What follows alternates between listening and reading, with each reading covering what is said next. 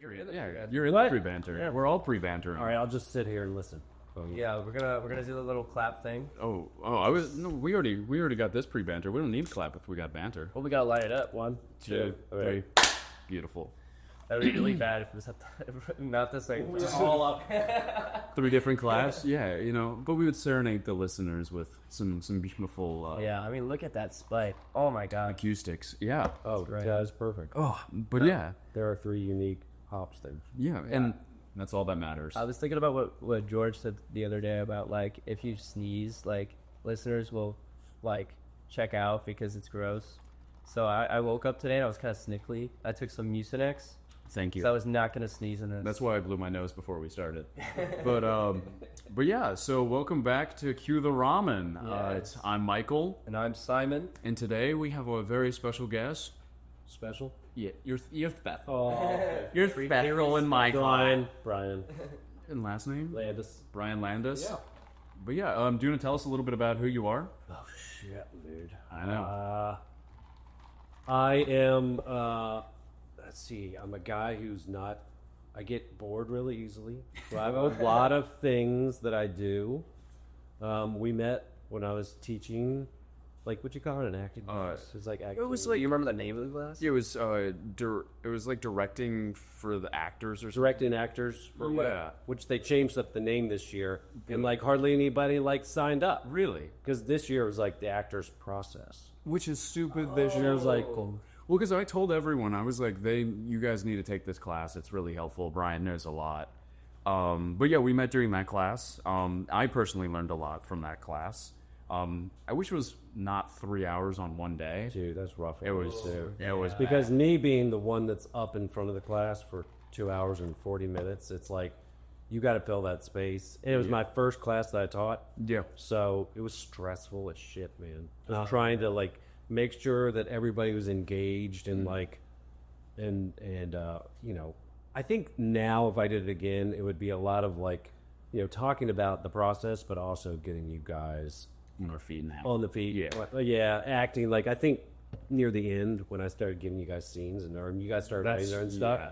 I think that was a lot more fun. Yeah, I really enjoyed that. But I also enjoyed learning about casting directors and all the behind the scenes stuff, because I think that was for me at least was very helpful to understand what's going on without just like we know about the directors and all that stuff, but as college students we don't really know much about anything else.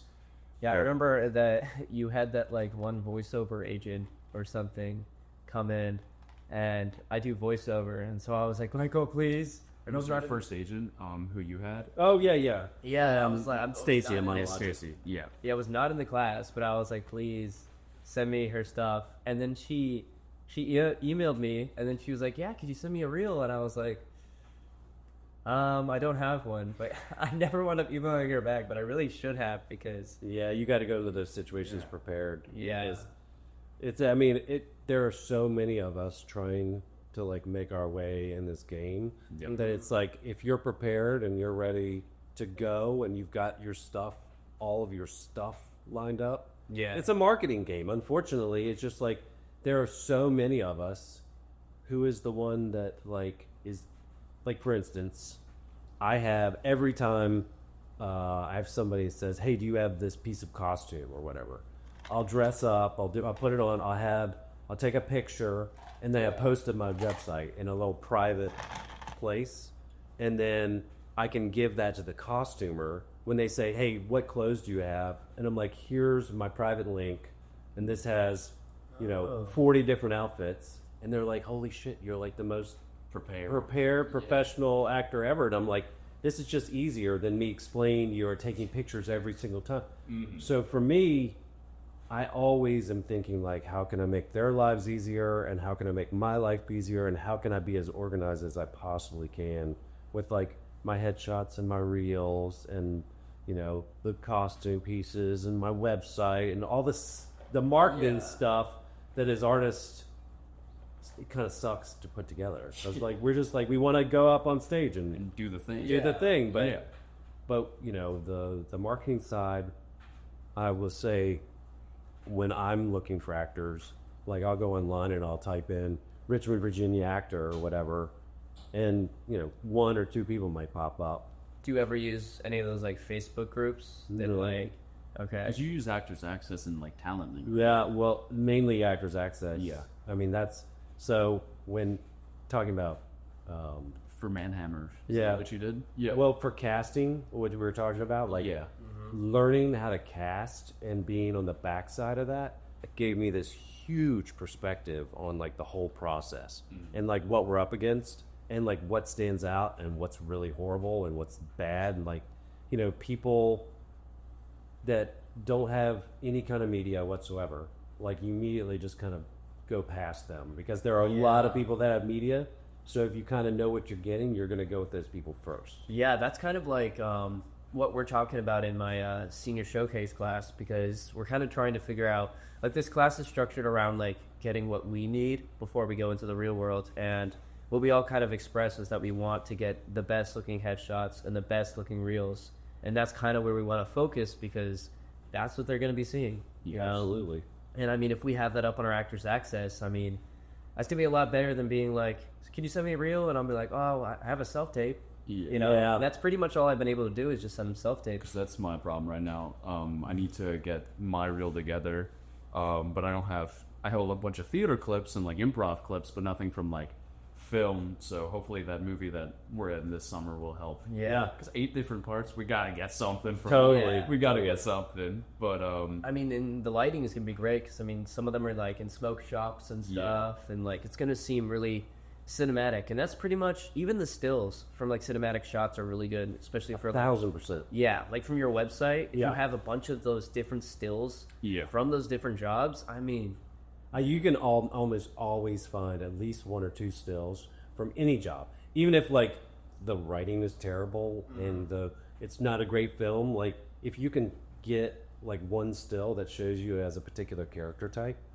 that's money. That's like, especially for people starting out, like that's good. To Yeah. have all it's like that's why I say it's like nothing is ever.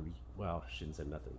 It's nothing is a waste. You could always get something out of whatever you're doing. yeah. And for me, like, I auditioned for this thing recently, which was it was a student thing, but I saw the guy's stuff and he knows how to get a really good cinematic shot and his writing's pretty good. And he has a very particular style that kind of like Quentin Tarantino stylized kung fu kind of thing. Yeah. I haven't done any of those. And I was like, that seems like a good piece for my reel. Yeah, You know? yeah. Because for everyone listening, Brian he does a multitude of things. He's it's a director, writer, actor, former musician, skateboarder, Yeah. and father. Yeah. And professor, Yeah, or renovate houses. and renovates houses. But Do. yeah, like he doesn't like to be bored. No, he's like to be bored. Well, yeah, graphic designer.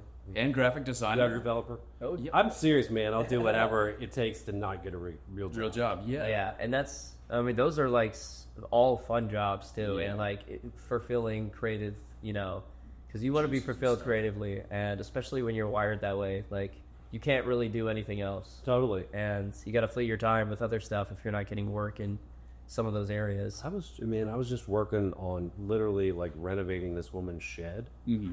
She just had one of those like sheds that comes like studs exposed and all that stuff. Yeah. And I was thinking, like, as actors, we spend so much time worried about, like, what's my next gig? Or, like, am I going to have enough money to do that? Or, X, Y, and Z. X, Y, and Z, right? We're always stressing about that. And having this job where it's still creative, but it's like, going in and putting in all the drywall and, mudding that and making sure it's, like, perfectly detailed and putting in the trim work around the windows and stuff. That, to me, is very zen stuff. Oh yeah, Me and woodworking, that's what it is. And like, yeah.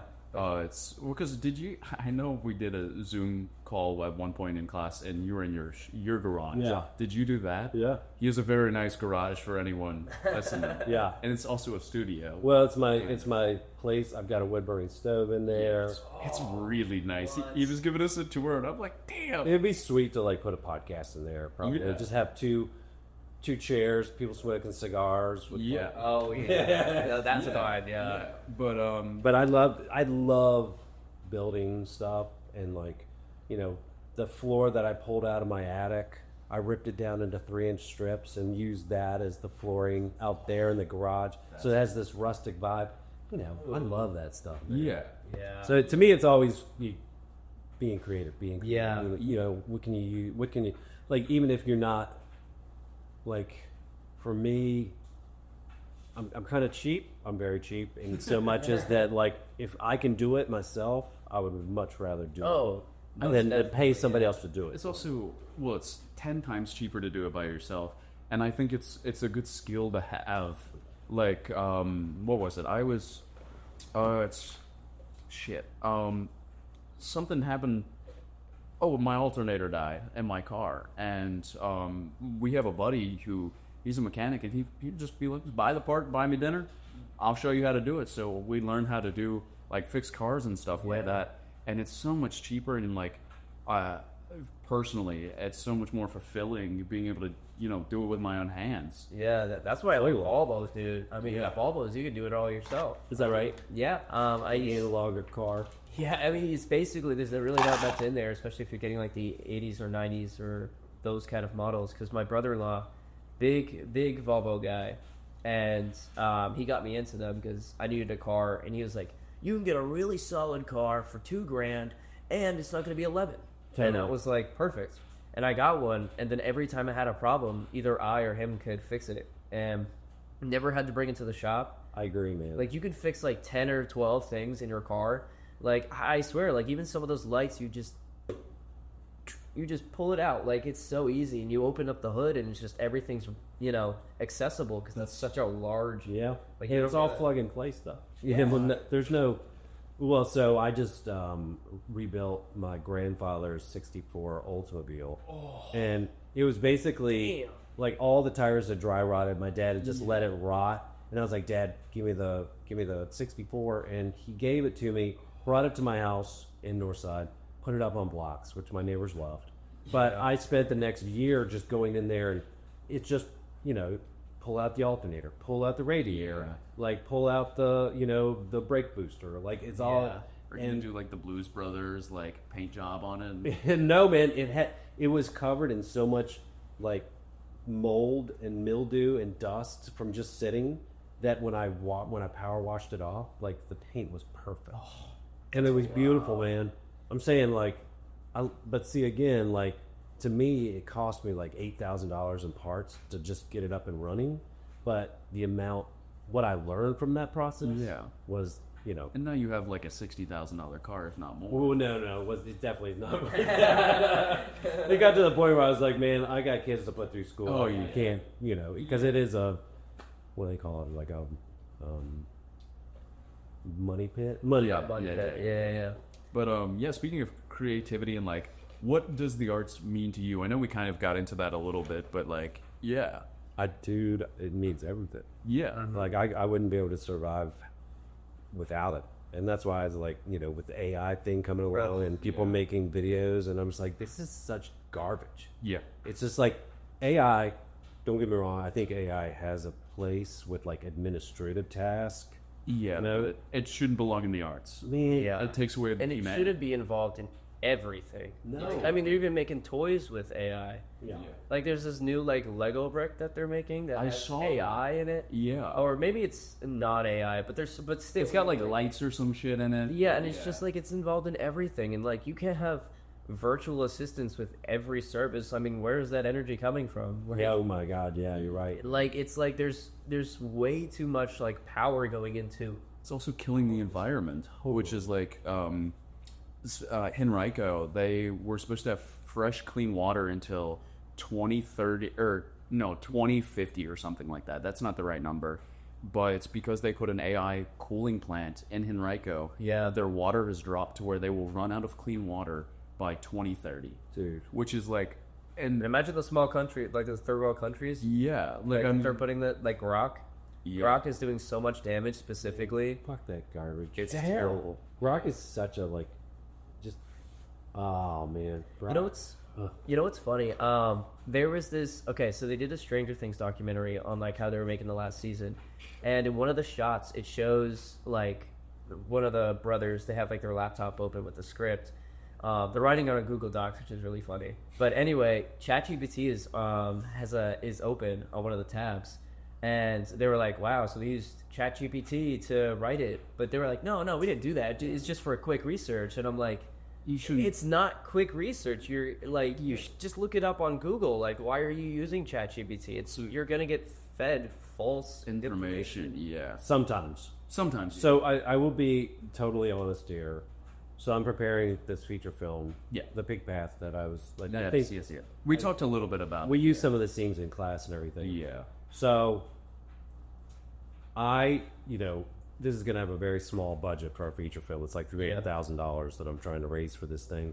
And, usually you have to go out and you have to hire a line producer that will cost you $15,000, $20,000 to build out your schedules and build out, all your legal documentation. I mean, you have to have lawyers for that too. Yeah. And you have to have Pay them and all this stuff. And I'm like, man, I would much rather do as much as I possibly can on my own and use that money for actual production as opposed to like feeding lawyers or feeding, people that I can actually like what we were just talking about. I would rather do the work myself and learn it and know it and be able to, and when somebody comes to me and they say, well, you need to do this, I'll be like, I know. I figured it out. Yes. So to that point, like I did use AI to create, like to say, hey, look, I need an operating agreement for this film. It's a standard format legal document. Yeah. Build me a document for this. And it did it in literally like 10 seconds. And then I was able to turn that over to my buddy. He's a lawyer. Yeah. And he's able to go through and check it. and edit it and fix it, and See, but a lawyer's going to cost me 15, 20 grand. if not more. Yeah. Right. And so that's money that I can then take and put into production. Yeah. Actors. It's better lights, better whatever. Yeah, exactly. And so I'm just like, I'm kind of like, I would never use it to create content for the movie, Yeah. right? But the administrative stuff, but you're right as far as like it's an environmental nightmare. Yeah, it's kind of like it's something that like I've been like thinking a lot about because when AI was like first really coming out, like the big AI like Dolly and all that, like in 2020, those kind of things, I was fascinated. Like I was making art, not to like put out there, but I was just really fascinated that something could do this. Doing? Yeah, I was like, whoa, it's making anything I want. Like, and I fell into that pit because, I'm very fascinated by technology. But it wasn't until, like, society started using it more and more, and now it's been out for 5-6 years now, that I'm seeing, like, the damage it does and kind of the critical thinking that kind of almost turns off in your brain because you're like, let me ask ChatGPT. Right. Because before with, like, Google, you couldn't be too specific. Like, yeah, you can look up, the average lifespan of a dog or something, but if you wanted to be like, I don't know, what's that diameter of this spoon or something, it's not gonna like know. Yeah. But like, I don't know, it was, and also like there's some like moral code to it, because you learn about like, how bad it is for the environment and kind of like, I don't know, there's a lot that goes into it that I still don't know. I think there's a lot, like, everyone still doesn't know that it's just still not being broadcast. I'd like to see, like, a study be done in, like 10 years to see, like, how students are. Because, you can, like, there's AI checkers, but then none of them are perfect. None of them are perfect. And you can use AI for every single assignment. 4 words in a paper per sentence, and it will Mm-hmm. add a couple typos in there, and then boom, it's automatically human. Yeah. So it's like the dumbing down society. I mean, like, or it's like it's kind of like, using those autocorrect. It's like, I used to misspell words all the time, and now I'm like, wow, look at me, I know how to spell Mitsubishi or whatever. Well, speaking of like AI, what are your thoughts on that AI actor? Like, I was fucking pissed. Yeah. I was so like gross. No way. I hate it. I don't want anything to do with it.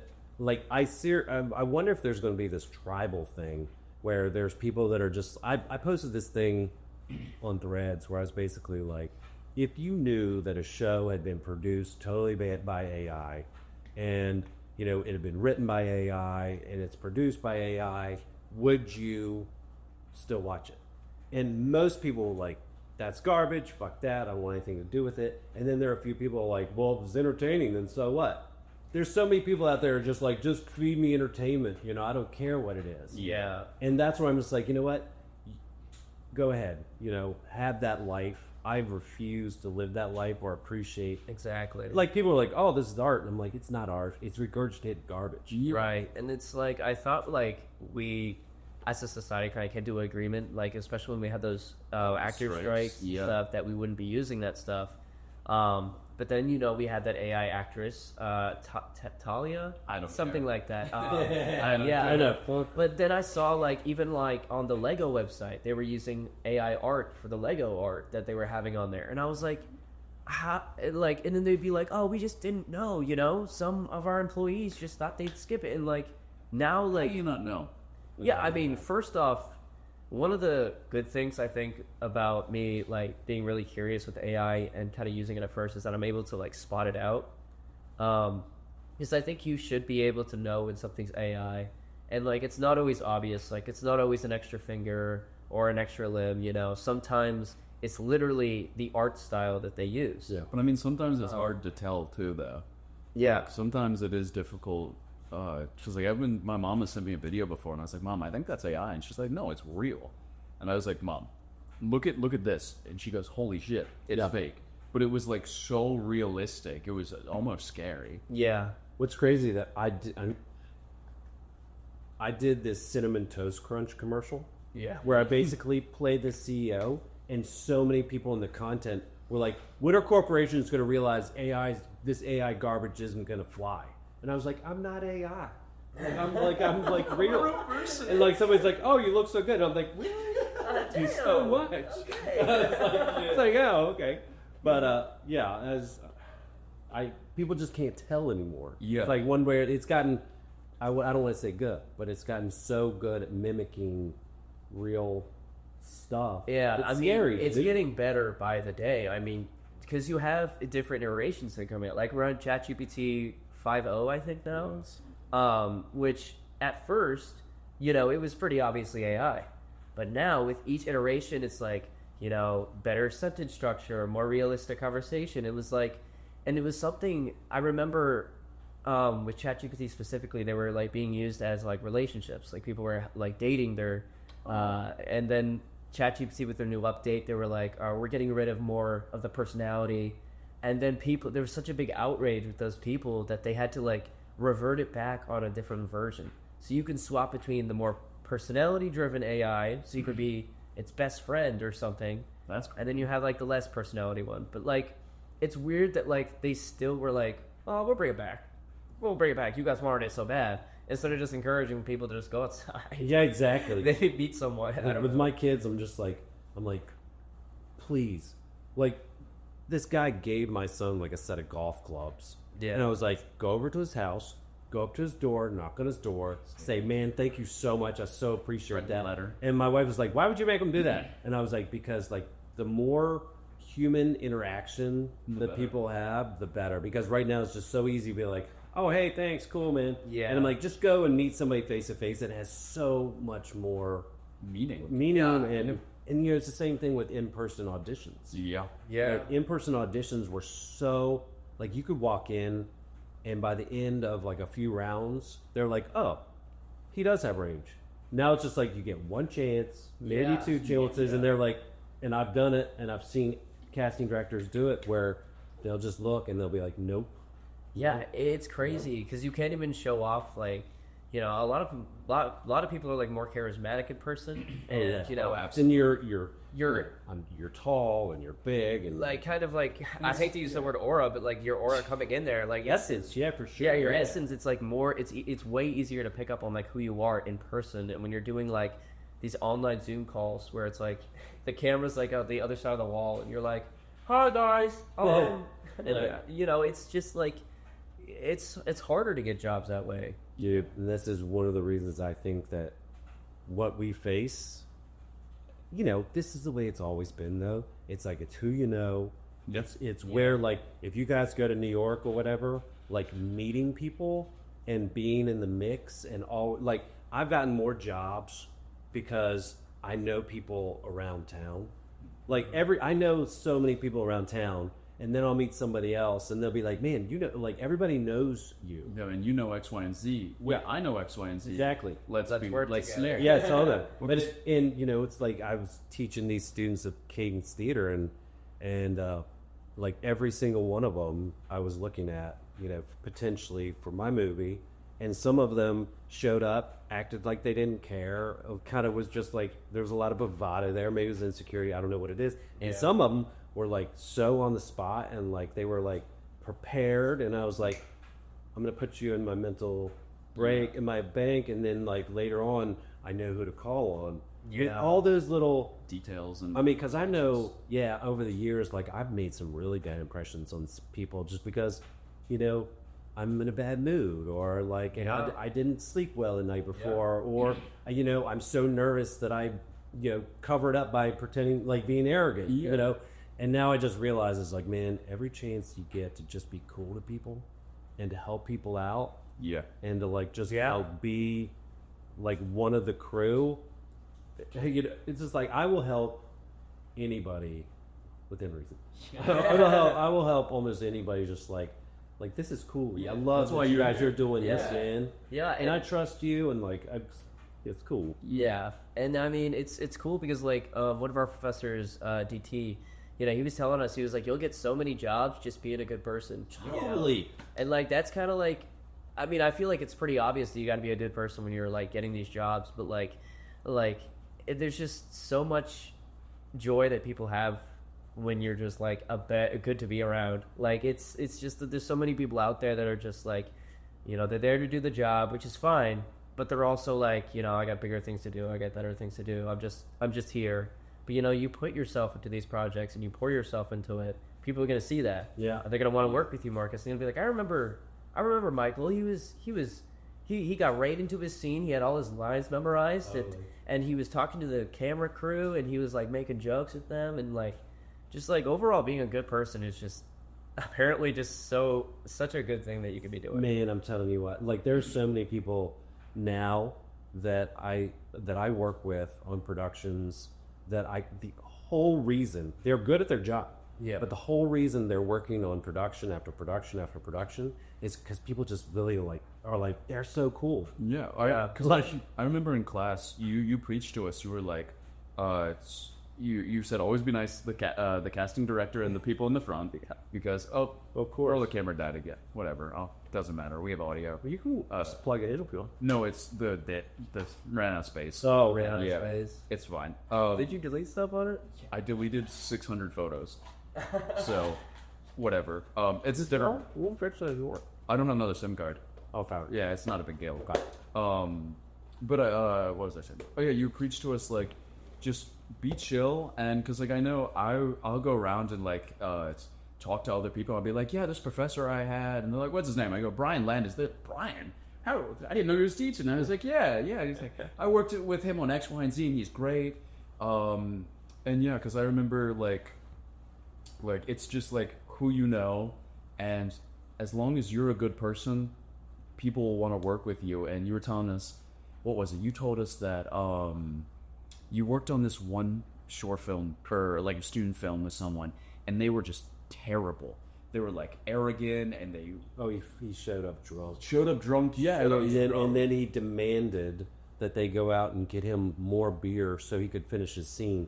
And I was sitting there watching it, going, "Holy shit!" Was he drunk at the scene? He was drunk, and later on he called me up and he apologized to me, and I was like, "Don't apologize to me, man." I was like, "Apologize to everybody that actually was on that crew that worked so hard to put that together." And I was just like, you know, and from that point on, you just kind of know in your head, you're like, "Ooh, I'll never hire that guy." Yeah, never. Yeah. But yeah, so you talked about, you know, you've been involved with like a lot of different creative outlets, but which one, if you could choose, which one is your favorite? Like, which one do you get the most fulfillment out of?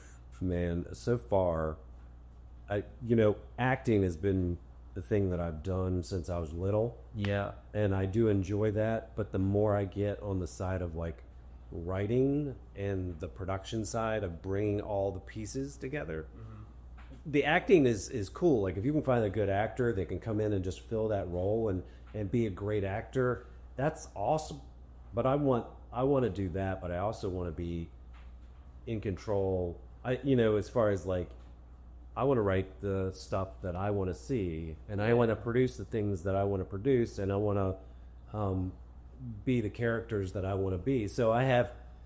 Sometimes it gets to be a little lonely, just because like I was talking to a student, he was just like trying to cast his thing.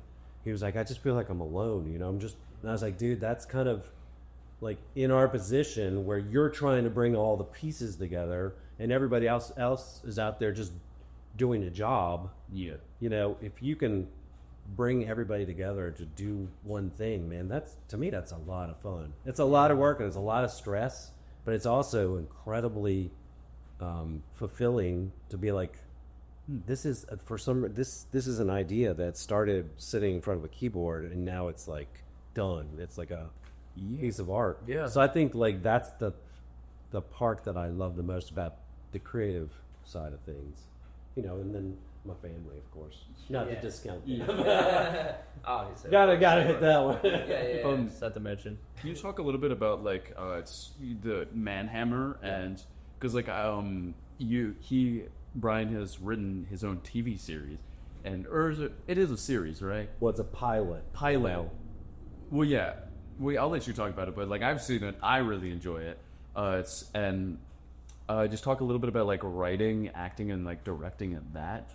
Just in like, because I know you cast everyone and like almost. I mean, almost. Ian Chapman definitely helped me. Yeah. A couple of roles. Oh, Ian Chapman. Yeah, That's the name I do know. yeah. Ian's awesome. Maybe we'll try and get Anne on this. You should. That would be cool. I'll shoot her an email. But yeah. Ian is. She's a good friend. And she's a lovely human being. But so I think there's a lot of bravado with people that produce things where they're like, look at me, I know everything, and I'm going to pull together this project, and and there's like a lot of like faux arrogance or bravado. Mm-hmm. Like people are afraid to admit when they're wrong or when they're just trying to figure things out. Yeah. And while I know a lot about filmmaking and a lot about acting, there's so much that I don't know. And by creating this show, like we had done a couple short films beforehand, and I was like, what's the next step?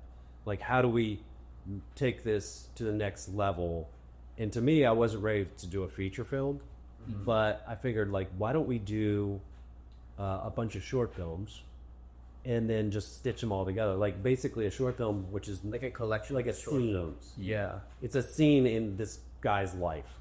And so I wrote this whole thing, and we shot the first scene, and I was like, man, I hate this character. Like he's such a trope. It's like I'm afraid to show this guy's vulnerability. It's like he's just more of like oh cool, this guy's. It's fake. It's not real. Like you don't have anything to like connect to. Yeah. As a human being, and then so you learn those little things along the way. You're like, how can I make my writing more engaging? And to me, that was writing your characters with a lot more vulnerability and a lot more. Forget about the trope.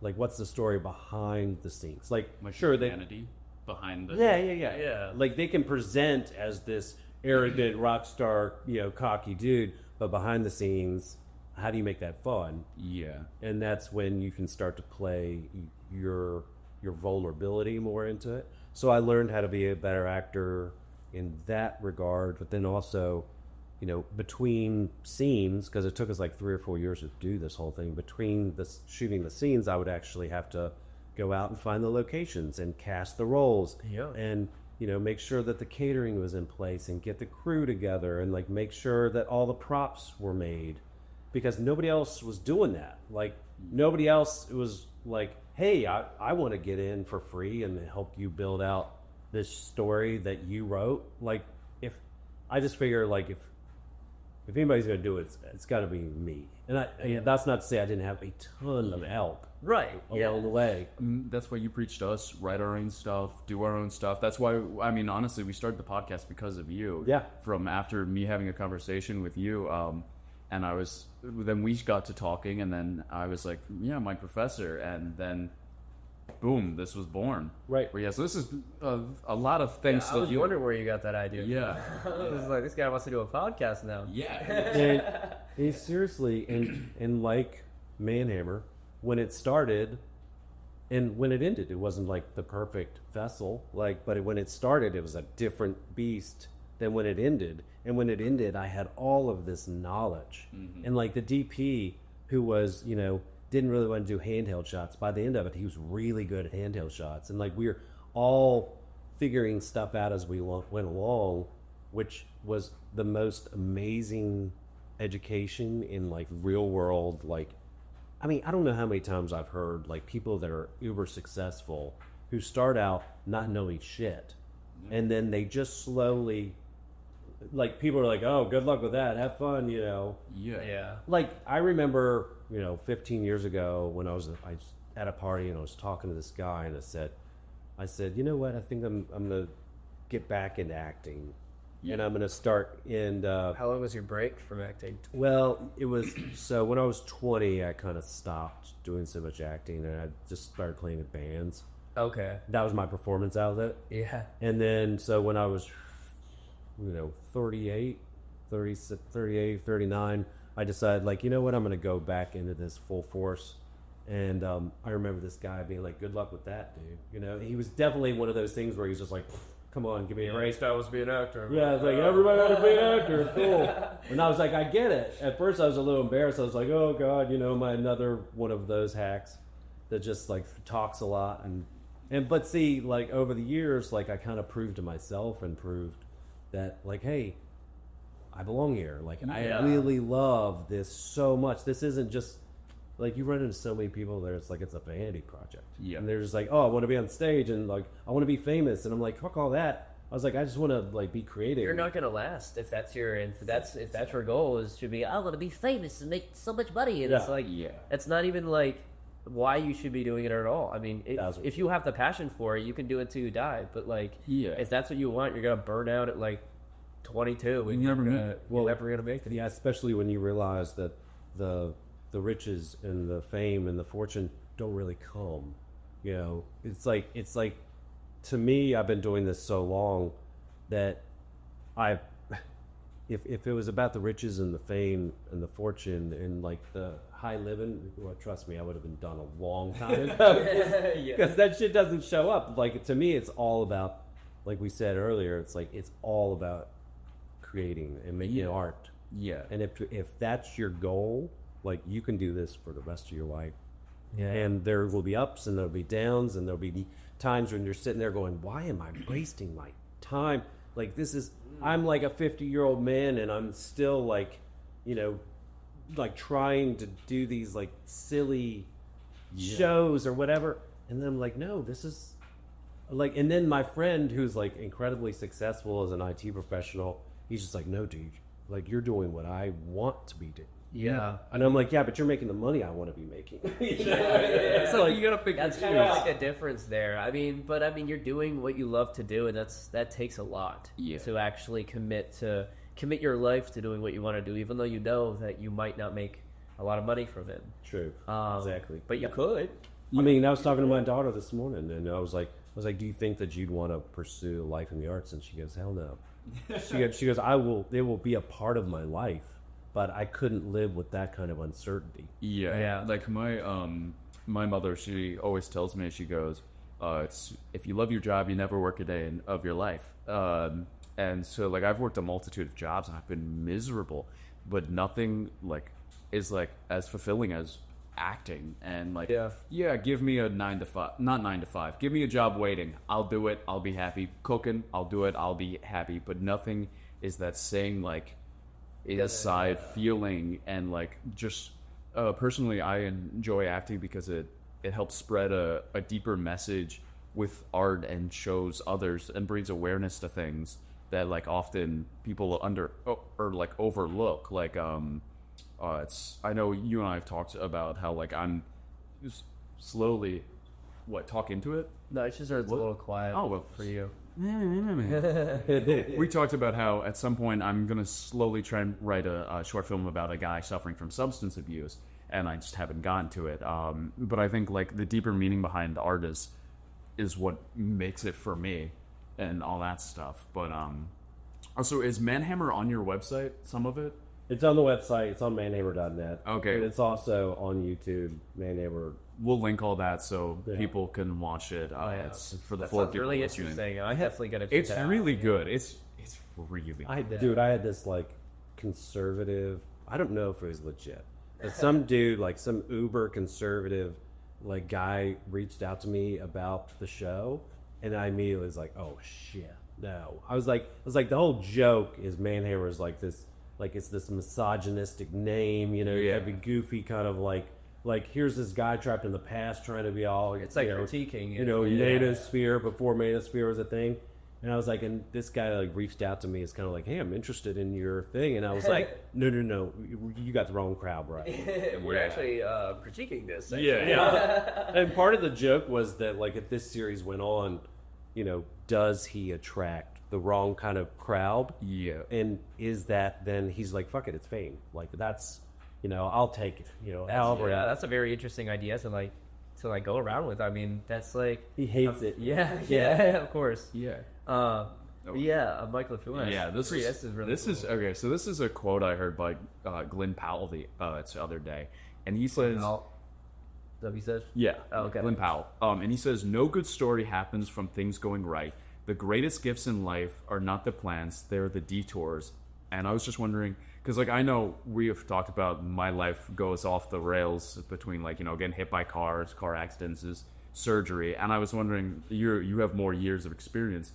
Do you agree with that sentiment, or no? And No, I definitely think that just as far as writing goes, and as far as like, you know, the city, I definitely think to me the more interesting life gets really interesting, stories get really interesting, acting gets really interesting when it's unexpected. Yeah. And when like, you know, if you've got a storyline and all of a sudden it takes a detour and you're like, oh, I wasn't expecting that. Way more interesting than like, oh yeah, I've seen this story a million times, right? Yeah. It's the same thing with life, right?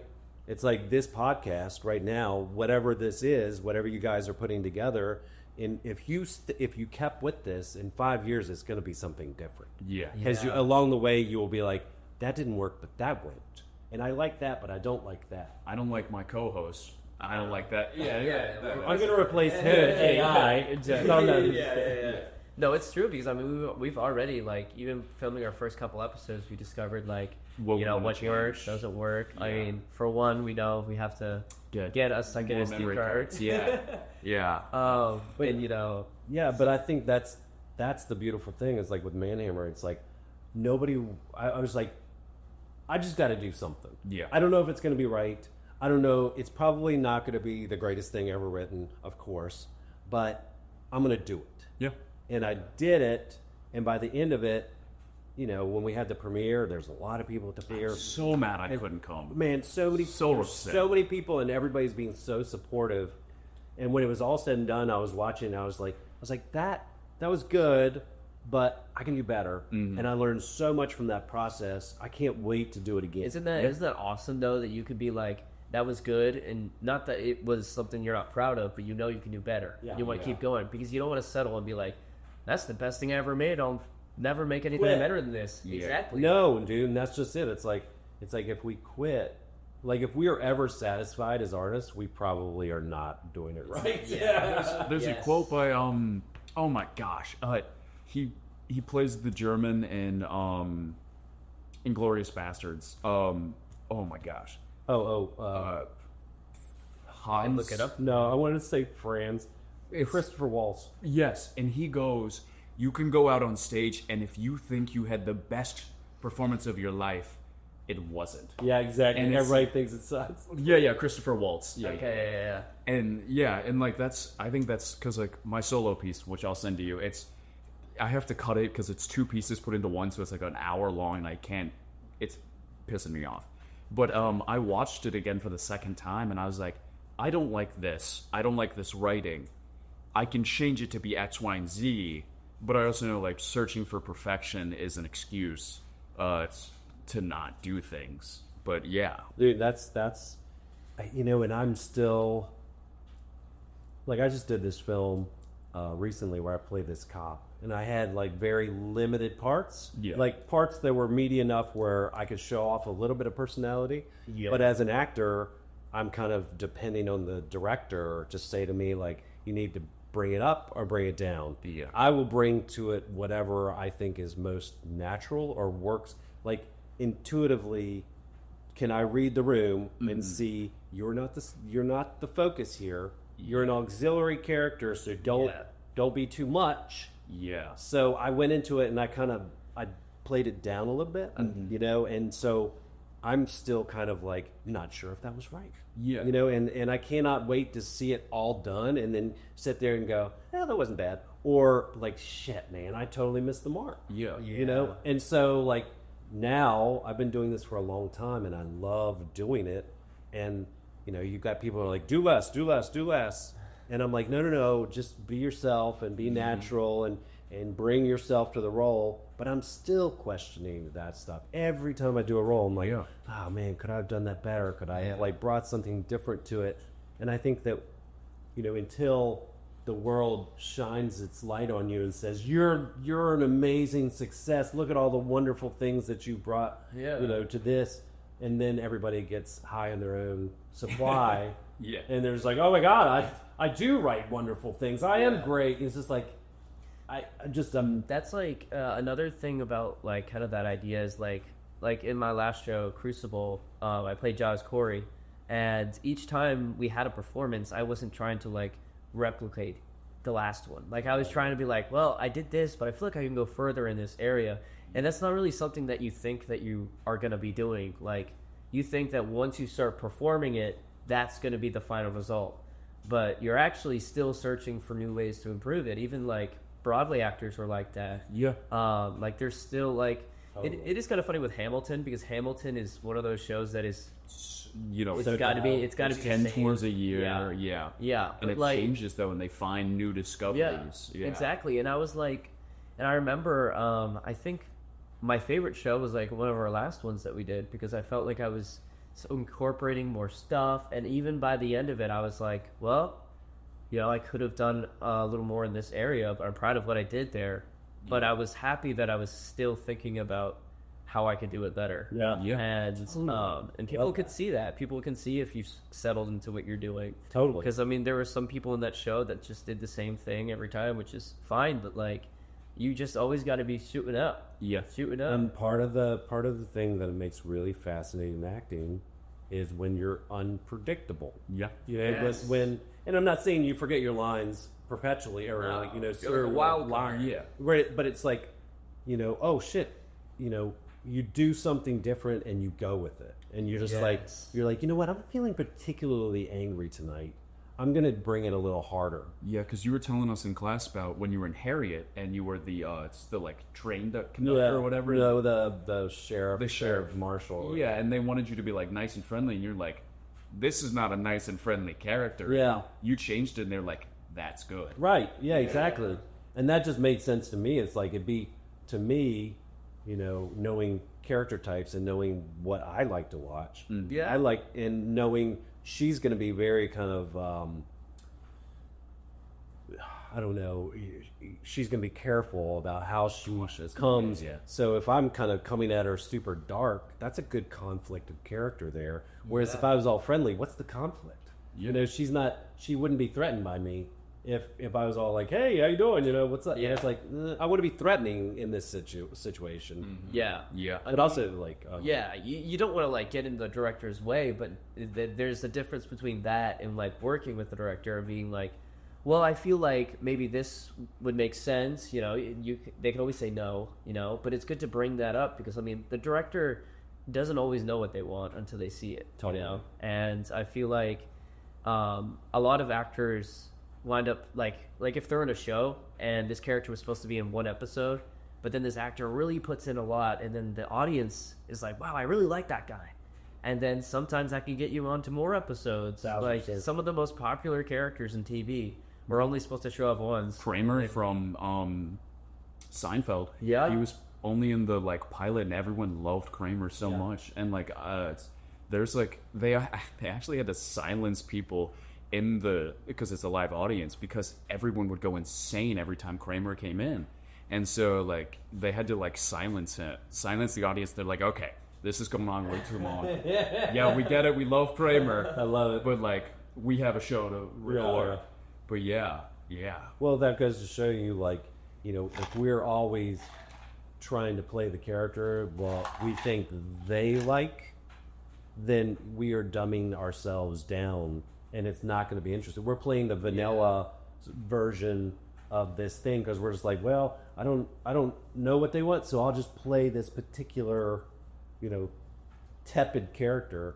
Whereas some of these guys come in bold and, you know, and slam, and where, you know, Kramer's like, you know what, when I roll into the room, I'm going to be bigger than life. Yeah, and that's another mention for, you know, DT is that he used to work at this big Shakespeare, or at least this classical theater in DC, and he worked there for a long time, but he would always get these small roles. But every single time he would be like, all right, I know I only have 3 lines, but they're going to be the best 3 lines I've ever did. Yeah, he's not trying to outshine anyone or anything like that. Yeah. But he's committing himself to doing the best job that he can. And that's something that, like, people in the company saw. They were like, hey, you know, this David Tony guy, he doesn't really have big parts, but he brings everything to his role. He gives his all. He gives his all. And, I mean, that's how he kept, you know, getting his roles there. So yeah, Can we pause this for a sec? Oh yeah. I guess we're gonna take a leak. Oh yeah, of course. Well, you guys can keep talking. Yeah. You do that. We'll have our conversation. Yeah. It's right here. Yeah. There's that one there. Oh, it's and one in the back. Yeah. But yeah, we'll jump to number 5 because I know. Yeah, we already kind of talked about. Yeah, about 4 and then we can hit 6 and 7. Okay. We'll hit 6, 7 a little bit, and then I think we can do 8, 9, and then this will be a little bit of a longer episode, which I mean I'm fine with. I think it's very. Yeah, that's fine. You know, we won't hit 2 hours, so you guys have to listen to us ramble for 2 hours. But this next question, we'll tell Brian when he gets out of the bathroom. Like, so far, if you guys have watched the rest of the episode, Simon just each night he gets kept up with questions he needs to ask people, and like. It's almost I'm getting concerned for his well-being because he'll call me late at night each night, and I'm just like, yo, it's 4 a.m. dog. I'm trying to sleep. And it's something that I don't like to do often. Like I don't want to bother my friend Michael, but it's just like. But I mean, we're friends, so that's what we're like. It's what friends are for. Exactly. But it's like it's either I call Michael or I call an ambulance. Like it's just like it's like borderline concerning. Like.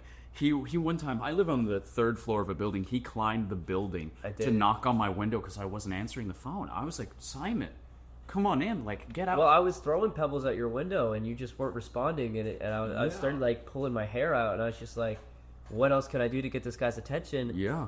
And I knocked on his, and I crashed through his window here just to ask him this question for him. Yeah. So we were just talking while you were using the restroom. Simon has this habit. It's rare where before we interview it's someone on the podcast, he just gets an itching question, like, and it keeps him up at night, and like he keeps calling me about it, and it's like it's this.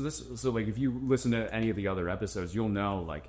It's like just, it's something just a that recurring like, thing. But yeah, so if you want to go ahead, it's like a condition of mine. I don't know what it is, but Brian, can you just tell me this? Like, what is like your go-to coffee order, and like where would you go to get it? It's always going to be iced coffee. No. Iced coffee? Yeah. This morning I had an iced Thai iced tea, which is good. But it's just iced coffee, sweet and creamy. Nice. Yeah, So it's basic. You do ever like 3 sugar, 2 this, 1 that? Depends. Do they have simple syrup? Because if they just have regular sugar, that shit does not dissolve in an iced coffee. So you gotta use simple syrup, and then lots of cream. Where's your Where's your go-to? Oh, dude. My house? Your house? Yeah, man. You know what? I went to this place over here, and it was like $9. Is it Lyft? No, we're going Yeah, it's down gonna be farther. $9. Is it the one we went to, Alchemy? No, not that one. It's this one that's like between Lyft and Alchemy.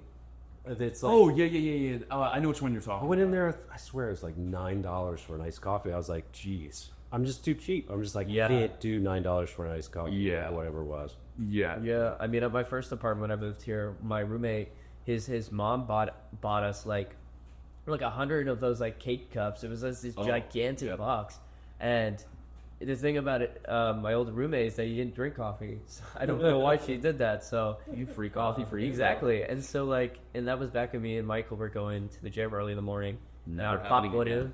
It's gonna happen again. We're No. gonna bring this No. back later. But I would pop them in, dude, and it was the best because I got coffee for free.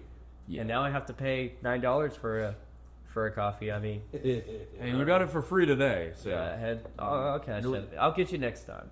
yeah. I'll get you. This is gonna be our new thing. Yeah, but yeah, and then I think we touched on this a little bit, but like, how has art changed your life, either for the better or for the there's my roommate's laundry. How has art changed your life, either for the better or the worse? Because like, I know it's like,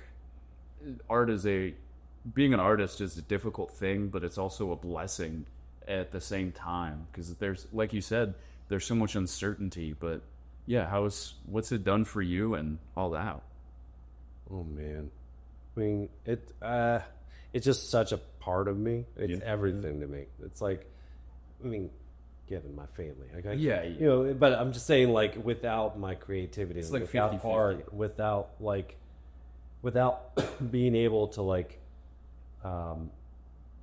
explore, you know, like new scripts and new characters and all that stuff.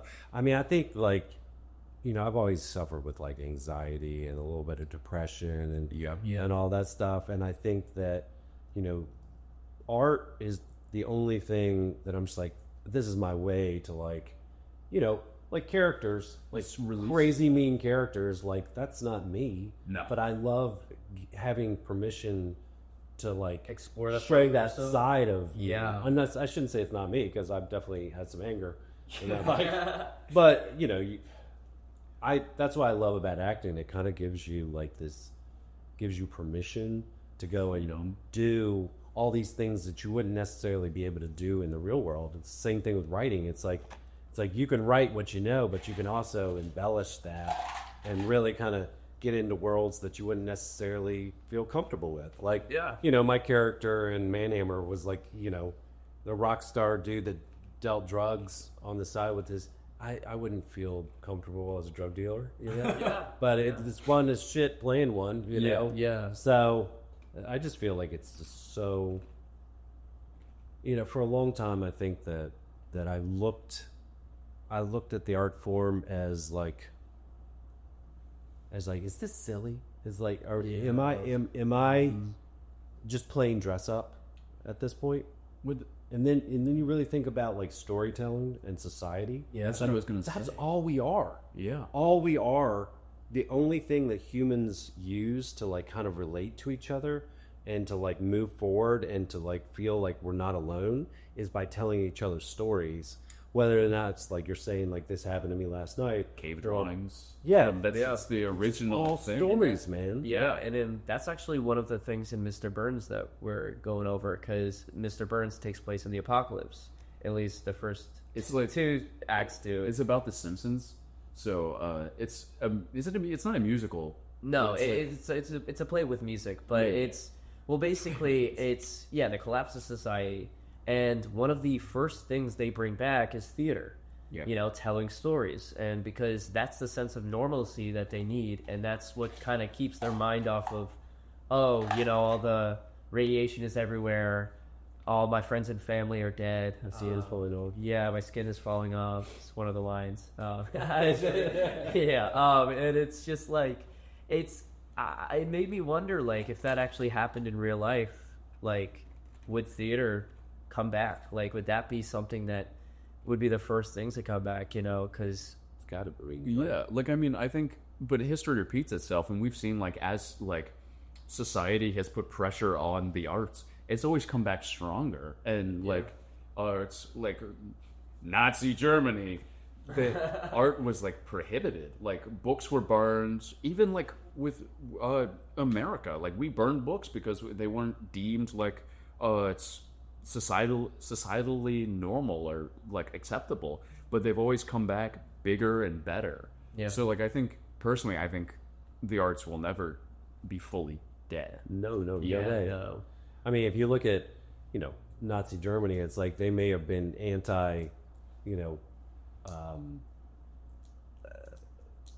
art, but yet they're collecting arts in droves for because it's like financially viable for them. I feel like we're kind of living through one of those moments now where it's like, the government that's in charge doesn't care about the arts. It's just another way to like control and to make money and to like, whatever. I'm not going to mention his name, but I'm just saying like, it's like art will never die, and they can try as hard as they want because it is the biggest threat to them as power brokers. You have people thinking for themselves. And as long as we have that, like, they'll never win. They may have their moments where they're like, severely hurting people, but they won't ever win because I just think that like humans need to be able to create. We need to be able to like,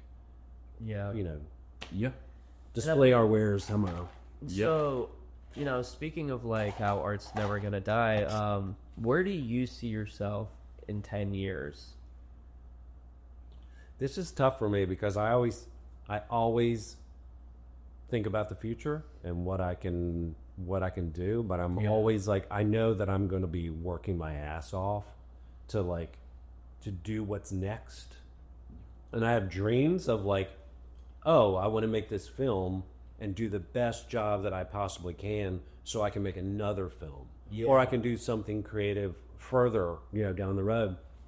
I would have never thought that I was going to be teaching at VCU. That was our next question. We're going to say, what brought you to like teaching and like all that stuff? Right. I never thought that I'd be teaching, and then in the same year, I got my first play in 25 years. Yeah. And then I got, started working the summer intensives at VCU, and then I started, I'm still acting on top of that, and I don't ever know what's happening next, but I know that I'm open to opportunity, and I don't ever think, oh well, in 10 years I'm going to be like, rich and making movies constantly. I think that like right now I'm going to obsessively throw myself into whatever it is that I'm doing, like this feature film that I'm trying to do, and if I'm going to put everything into that, so when I come out on the other side, I can say, you know what? That wasn't perfect, but man, I gave it my all, and I learned so much, and let's try again. Yeah. I was talking to a buddy of mine who is, to me, one of the most creative people I've ever met. And he had done all this hard work creating this pilot, and it had been possibly picked up for distribution by a big distributor. They had given him a bunch of money to do casting and all that stuff. And then after like 6 months of that, they pulled the plug on the whole thing. And he had put so much into this. And he looked at me, he's like, man, I don't know why I'm doing this. And I was like, man, because you can't not do it. I was like, this is what, like, we are, like, people are just like always, once you get over the sting of being slapped around a little bit, you're like, what's next? Because like I'm moving forward, and the day I wake up and I go, I quit, then I'm out, man. I'm not. You might as well quit life at that point, right? Like, what else are you gonna do? I was just talking to my wife about this morning. I was like, I see people, especially in middle age, where, I would say the dream is dead, but you reach a point in your life where you have been so battered about by, you guys are in your 20s. Yeah. You're just getting going, right? We haven't started the meetings yet. That comes in a year or two. I'm sure you've had some beatings, but not as bad. But I talked to people that were in the program at VCU, and they're like, well, I graduated, and now I'm trying to figure out like, how do I actually make a living doing this? Yeah. And I'm like, it's tough, isn't it? Yeah. It's really tough. And so So you have to like have periods of time where you're waiting the tables and you're doing the play on the side and you're doing the podcasts. And so after you do that for, 25 years and still things are still just kind of like slogging along, you're thinking, what the fuck am I doing? And that's when some people kind of go off the deep end where their mental health starts to deteriorate and they're like, this is too hard. Like I can't just keep dumping my energy into this. And then there's some people that are like, no, man, like my buddy a year and a couple months ago, he died like in an instant of a heart attack. He had just been not given, but I don't want to get into the details. He basically had just been given the means to like retire and live the rest of his life doing exactly what he wanted to be doing. Yeah. And he died a week later of a massive heart attack. And all of us as friends of his looked at this guy and we were just like, we were so in love with him and had so much respect for him. And we were just like, man, you can't just wait around for this shit to happen to you. Like, even if like do everything that you can to just keep moving forward. And my parents were very practical with money growing up. It's like, just save as much money as you can. Always be saving. And they're not actually enjoying those things. And I'm at a point where I'm just like, man, if I'm not being creative and like moving in that direction and dumping everything that I can into like something that feeds my soul, then I might as well just quit. And I refuse to quit, man. Yeah. So I'm saying in like 25 years when you guys listen to this again, it's like you gotta just be like, no, fuck, let's keep going, man. Yeah. It very well could be. I love my life and I love my family and I love what I do, but it has been a hard slog, man. And like I have moments of just like, wow, I'm making it, I'm doing it, and I have moments of like, shit, man, this is the hardest thing I've ever done. We're back to square one type of thing. Yeah. I mean, if everything was so easy, I mean, it wouldn't be so fulfilling, Oh, yeah. And so Everybody would be doing it. Yeah. Totally. Yeah, exactly. I mean, those highs are going to feel even better when you're like, I really worked for this. I really put myself out there, and I thought I might fail, but I didn't. But what is failure if you're always doing your best? Exactly. Right? To me, it's like if you're learning and you're falling down while you're learning, get back up, keep going.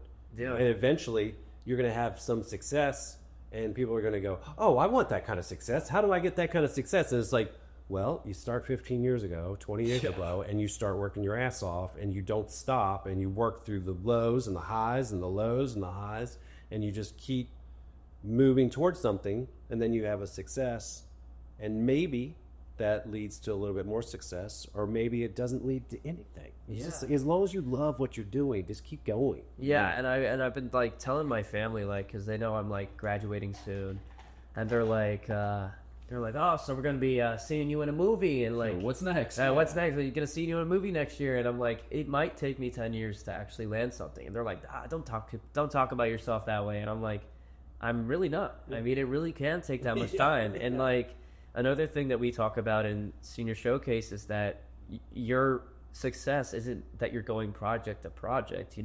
You're gonna have times where maybe your buddies getting in a bunch of projects over and over, and you're just landing some here and there, but you're both successful because you're doing what you love to do, and success isn't measured by the consistency of your projects. It's the your quality soul. of your work. Yeah, exactly. Yeah. Exactly. And I don't know, and I think that's kind of a little bit of a comfort because I know it's not like I have a ticking time bomb. Like, I need to find a project 6 months out of college, or else what was I doing this whole time? Yeah. I mean, I've learned a lot about myself and stuff in college, and so I don't think I'll ever regret, people are like, why'd you go to college for acting? You could just do it.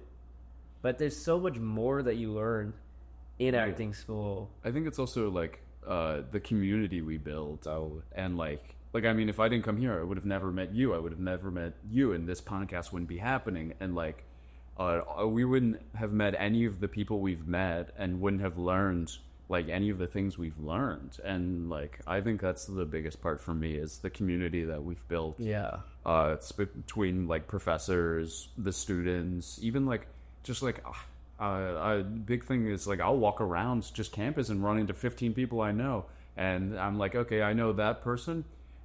He plays the saxophone. I can get him to do X, Y, and Z with me.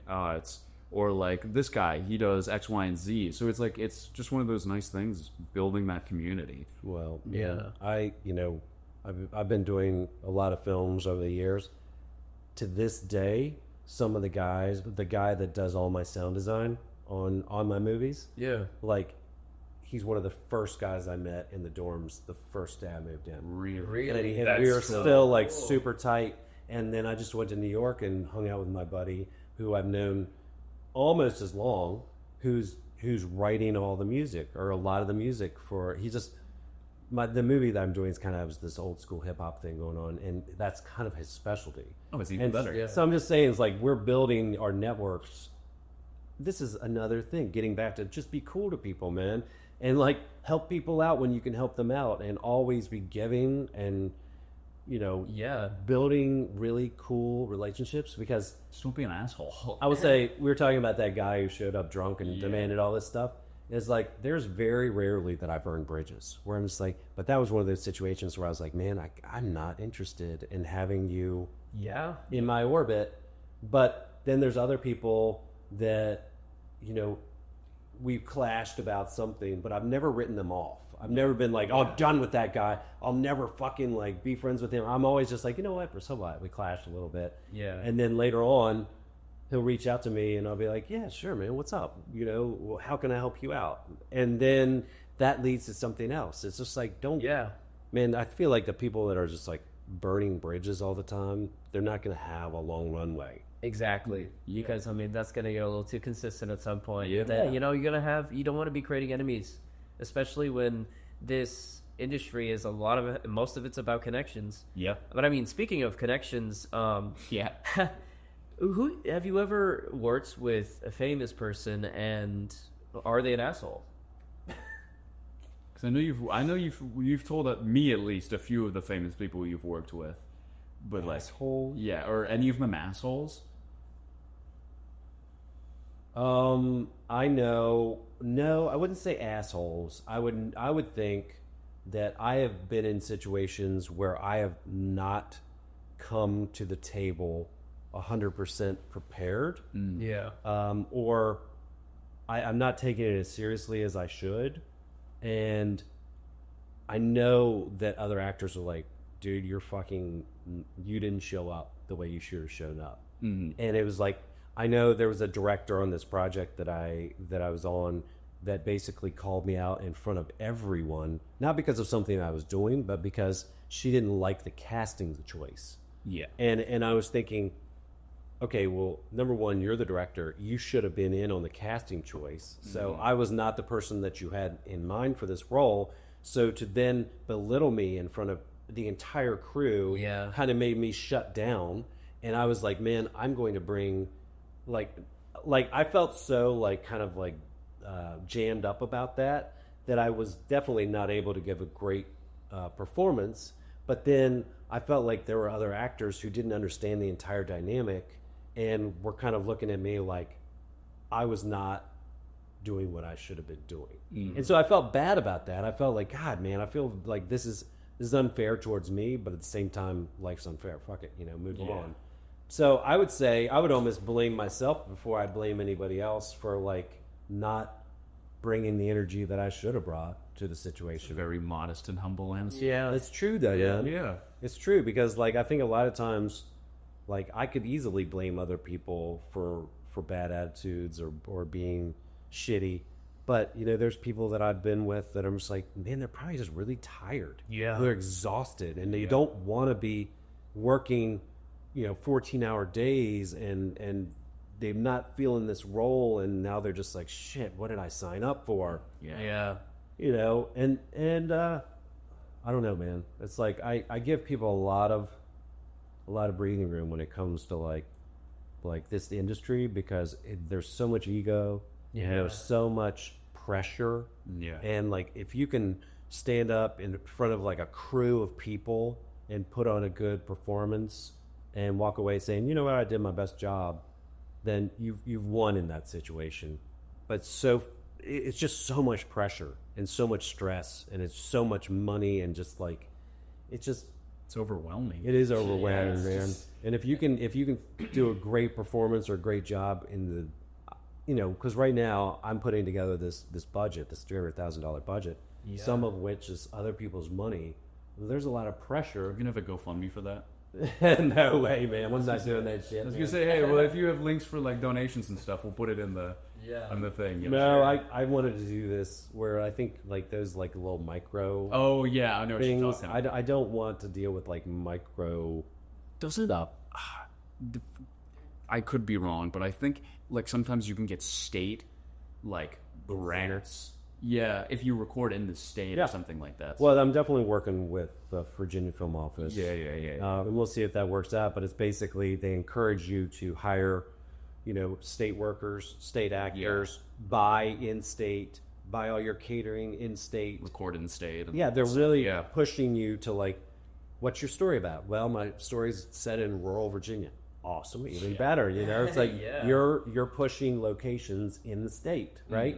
And so then they come in and they say, we'll give you a certain percentage of your budget towards production and give you that back in a tax incentive, which is a great win. But you've got places like West Virginia or Georgia that have these unlimited tax incentives.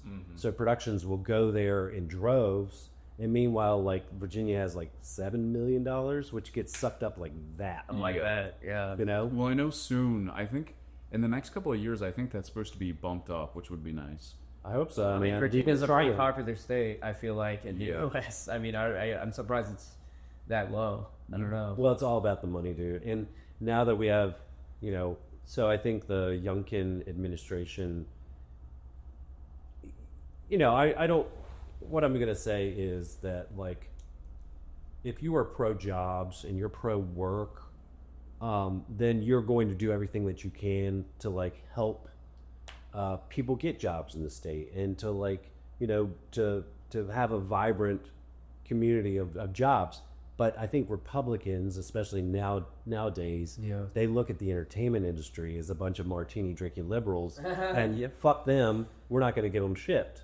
Right? It's old fashions here. Thank you for that. Yes. Thank you very much. Let's get. But yeah. Let's go.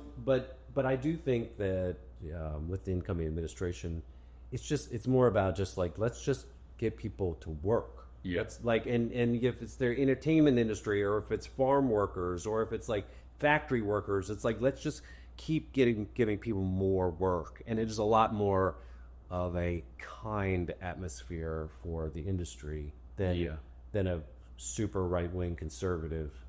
They're always going to be like, oh God, all this Hollywood types, when it's just like, no, we're actually just hardworking people from Virginia that have nothing to do with Hollywood. We just want to We want to make movies. make movies and employ a lot of people to make movies. But if you don't like watching movies, please don't watch movies. Yeah. Meanwhile, they go home and they're like, oh, Netflix, cool. I love this show on, it's like, but fuck entertainment industry, right? Yeah, it would be great that we wouldn't have to go to one of 4 places in the country to film movies. I mean, I feel like Chicago, New York. yeah, I mean that's all we're talking about. Is like, hey, where are you gonna go after college? You can't stay here. If you stay here, the ceiling's only so high, Right.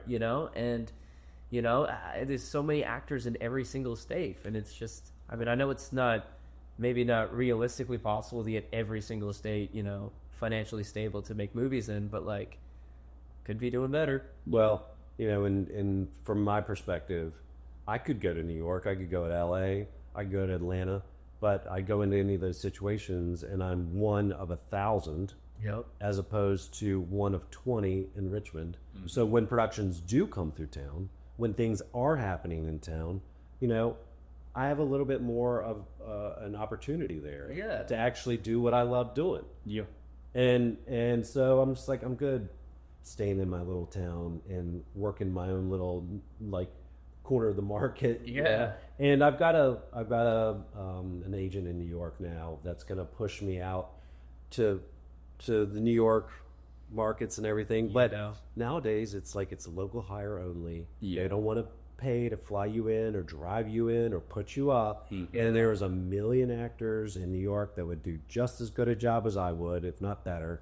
And that's where they're going to go. Yeah, that's like one of the requirements kind of to be in the senior showcase classes that you had to move post graduation. Like if you were gonna stay in Richmond, they didn't really want you because if they were gonna give you opportunity. Well, I wouldn't say. I think it was Well, not exactly. It wasn't as beneficial for you if you were staying in Richmond because because they're going to be talking with agents, and if an agency likes you, why would you like if they want to hire you, they're not going to wait. They're gonna say, "Hey, I need you." Yeah, and when are you moving? Yeah. Not 2 years, because why would they wait 2 years? Totally. Yeah, but I've sent my stuff to New York agents, and they're like, "Hey, you got a great look. How often are you in New York?"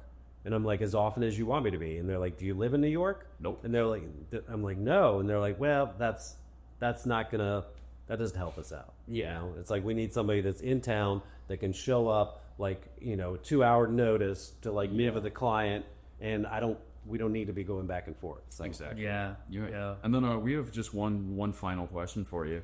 As a father, professor, and an artist, what do you have to say to our generation and younger about art, and what's your overall message to us? I think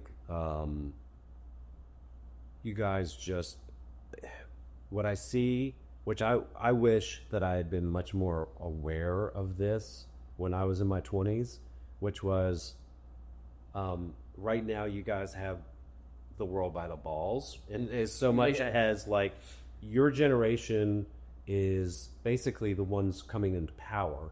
Like you guys are the ones that are creating the content that everybody wants to watch. Mm-hmm.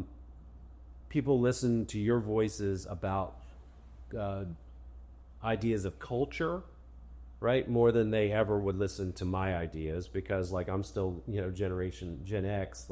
I'm talking about stuff that was 30 years old, where I feel like if you guys really knew your power, then you would do what you're doing right now, is work your asses off, because you saw guys in class, people falling asleep in class. You know what that does to me as a professional in the industry? I go, guess what? I'm never going to hire you. I'm never even going to look your way. Yeah, and I missed one class, I think, and it's because I had surgery that morning, and I was there the next week, and I was because it was I learned so much from your class in particular, and I didn't understand why people didn't care, because you were a wealth of knowledge. I feel like people care, but there's when I was in college, I didn't care.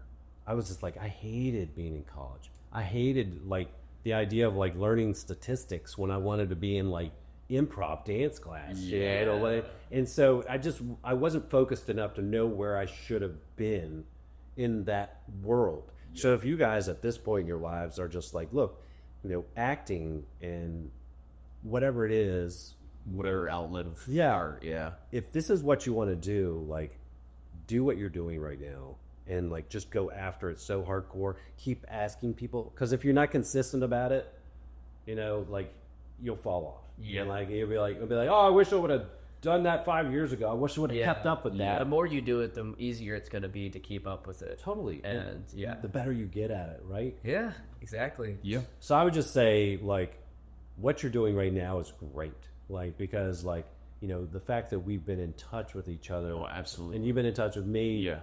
It means something to me, and you're always on my mind as far as actors that I could use in my productions, and now I know you, and it's just always, and be prepared for really down times. Where shit is not working out, and just don't give in to that. Just keep moving ahead.